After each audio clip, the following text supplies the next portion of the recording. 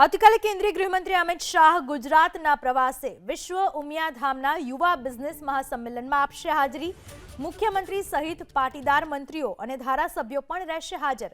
ગુજરાતભરમાંથી 20,000 યુવા બિઝનેસમેન થશે સામેલ। અમેરિકા, કેનેડા, ઓસ્ટ્રેલિયામાંથી પણ પાટીદાર ઉદ્યોગપતિઓ રહેશે ઉપસ્થિત।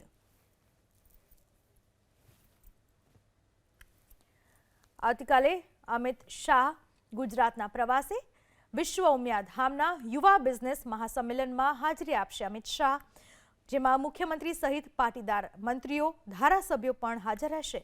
ગુજરાતભરમાંથી 20,000 યુવા બિઝનેસમેન જેમાં સામેલ થશે।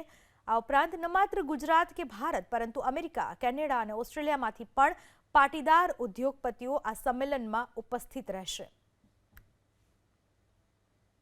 વિશ્વ ઉમિયા ફાઉન્ડેશને 28મી ડિસેમ્બર 2025ને રવિવારે બપોરે 3 કલાકે વિશ્વ ઉમિયા ધામની અંદર કે જ્યાં વિશ્વનું સૌથી ઊંચામાં ઊંચા મંદિરનું નિર્માણ થઈ રહ્યું છે, એ જ સભાની અંદર કે જ્યાં 15,000થી પણ વધારે યુવા મિત્રો અને યુવા બિઝનેસમેન પધારવાના છે, દેશ વિદેશથી પધારવાના છે અને એમના માટે એક VUF business network application launch થવાની છે।